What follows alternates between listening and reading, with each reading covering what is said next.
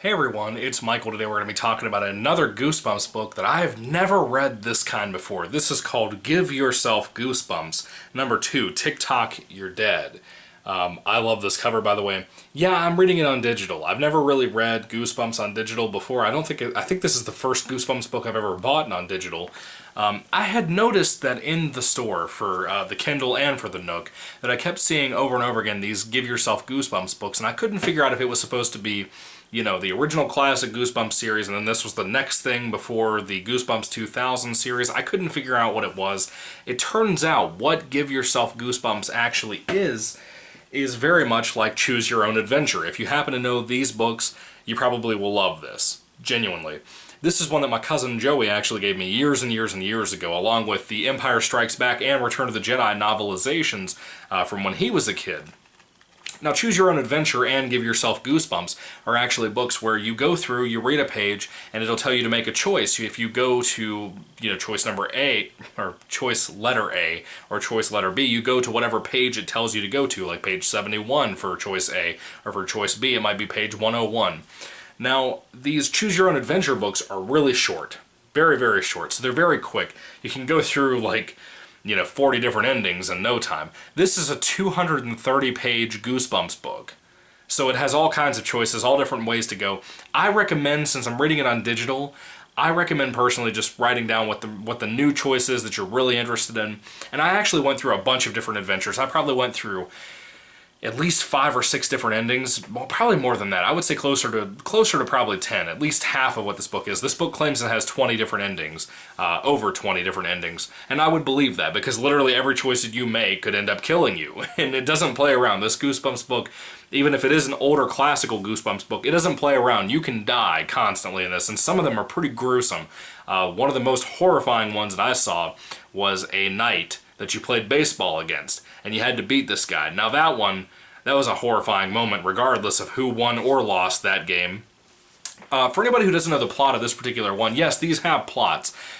This is all written in first person, as if you are the person actually going through these different adventures. Tock, You're Dead is mostly focused on this idea that you and your family, including your little brother Denny, who's very much a little brat, basically. He's the problem with everything that happens in this book. Your family goes out to museums for their different vacations and whatnot.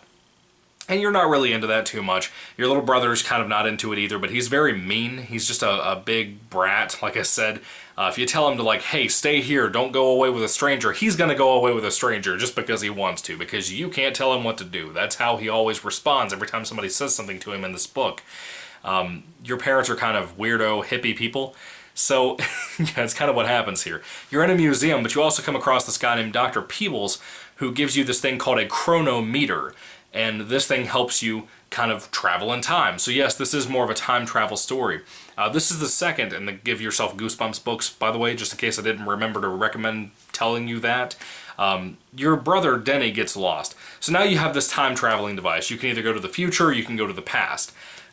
You can also choose to stay in the present if you want to. Like I said, there's over 20 endings, so everything you do could possibly lead you to an ending pretty easily. I wanted to go through and track all the way from a beginning of a story to an ending of an actual story that got you to a real climax and finale. Because a lot of the time you get really far into your little adventure and then it just gets cut short out of nowhere, which is total BS and it sucks. That's one thing I hate about that. I love the Choose Your Own Adventure books. I love now the Give Yourself Goosebumps books, which I had never heard of until I recently picked this up. And I love this. It was a really fun concept. Just I had a really good time watching or reading this. It goes on and on and on for, you could spend 3 hours reading this book, if not more, trying to hunt down all the different choices and different areas to go, especially with this particular book. I don't know about the other ones right now, but this one being a time travel story, going into the future and the past and the present and whatnot, there are so many different things that it does. You could end up in space at some point. You could have references, which are really cool, by the way, to Goosebumps trivia. There might be a chapter where you have to flip a coin to figure out which choice you're supposed to take this time around. There's one point today that I actually was reading it that I found out that it was like, hey, is today your lucky day? Are you wearing green? And if you were wearing green, you had to go to a certain page number. If you weren't wearing green, you had to go to a certain page number, and it might be your unlucky day. You never know. Give Yourself Goosebumps is already a cool concept. I never knew growing up that this actually existed. I had never seen these books before. Really thankful I have. This is what I'm planning on picking up, at the current times for right now, because I love this. It was a really fun time. It was really enjoyable. I had a great time reading this. I recommend this tremendously, especially if you're a Goosebumps fan and a Choose Your Own Adventure fan. If you're either of those things, if you've never touched Goosebumps but you love the Choose Your Own Adventure concept, or if just the whole concept in general, me explaining it to you sounds cool, pick this up. This is a fun read. Again, I can't speak to the other books in this series for the Give Yourself Goosebumps series, but I can tell you flat out, this was a fun read. Tock, You're Dead was enjoyable. It was silly sometimes. It had some really gruesome moments sometimes. It kind of jumps back between being futuristic and being prehistoric.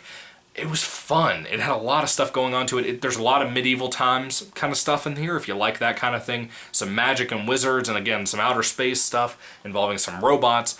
All kinds of stuff. It just kind of goes to show, if you've kept up with Goosebumps over the years, if you're a 90s kid who loved Goosebumps, you already know, if you've been reading, even to this day with modern Goosebumps, that R.L. Stine has never lost his touch. He's always been very creative. He's always been very silly and cartoonish with his books, but also very, very different, as a standout compared to everybody. Again, if you even like the Choose Your Own Adventure books, this still feels drastically different from that. This feels like an R.L. Stine Goosebumps adventure done in that fashion, and I love it. I really, really love it. I couldn't recommend it enough to you folks if you haven't checked it out. Again, it kind of gets annoying sometimes when you're really getting into an adventure and then all of a sudden some kind of stupid nonsense choice comes up that makes you lose. Something that sounds like common sense and it still gets you killed. There's nothing more irritating than that. Some of the endings really aren't that great. Some are satisfying, some aren't. Some are very abrupt, very quick. That kind of gets a little annoying sometimes. But this is a really quick read. Again, you can burn through a bunch of these different endings, but it does take time to kind of map out what choices you've already made. I enjoyed it a lot. I had a really fun time trying to find my little brother Denny in this book. It was fun. It was nice. It was something different. Yeah, that's really the best way to describe it. The only lackluster thing to this is the amount of unsatisfying outcomes you can have just from one choice in this book. And sometimes, regardless of which choice you pick, it's going to put you in a situation where you're going to have a really unsatisfactory ending, honestly. And that's kind of the same problem you have with Choose Your Own Adventure. As cool as this whole concept is, this is the only one I've ever actually read, the space adventure, Space and Beyond, by R.A. Montgomery. I recommend this one tremendously. Yeah, it's for kids, but it's still really fun. Give Yourself Goosebumps is something I think adults and kids can enjoy a lot. I think this is a really fun concept. If you ever had kids, if I ever had kids, and you want a really cool Goosebumps type of adventure that you can read with your kids, this is going to be fun. Probably a little unsatisfactory sometimes, but still fun. Definitely going to keep them engaged, I would say.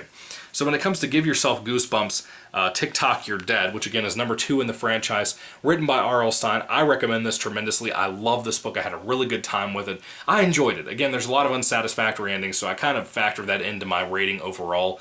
When it comes to Tock, You're Dead on a 5-star basis, I think I'm going to give this a 4 out of 5 stars. It was very fun. I don't know if it would be a situation where the more that I'd read the other books, if it would kind of be a little bit lackluster compared to how much fun I had this first time with an R.L. Stine type of Choose Your Own Adventure kind of book. I don't know if the other ones would be lackluster, if they wouldn't be as adventurous or fun. I doubt that though, because it is R.L. Stine. He's always got a great kind of sense for how to do things.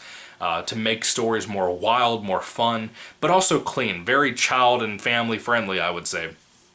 I like this a lot. I had a really good time with this. I recommend it, definitely. Have you guys read Tock, You're Dead? Put your thoughts down in the comment section down below, and thank you for watching.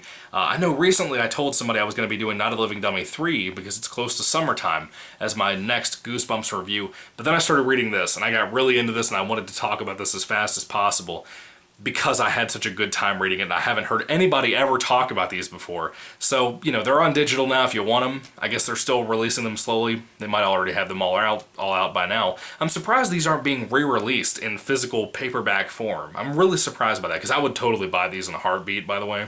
That's just kind of how I feel. Anyway, guys, thank you for watching. May the Lord Jesus Christ bless you guys today. Happy Easter. Happy anniversary, or not anniversary. Happy birthday to my sweet fiance, Rachel, if you happen to be watching this, sweetheart. I love you so much. And God bless you guys for watching. And recommend some other Give Yourself Goosebumps books to me down in the comment section down below. I plan on trying to get my hands on all of them and read them and talk about them. This was a time travel one. It was weird and it was a little bizarre, and I wasn't really looking forward to that when I found out it was a time travel story. But I had a good time. I had a really, really, really good time. Anyway, thank you guys for watching. God bless you today, and goodbye.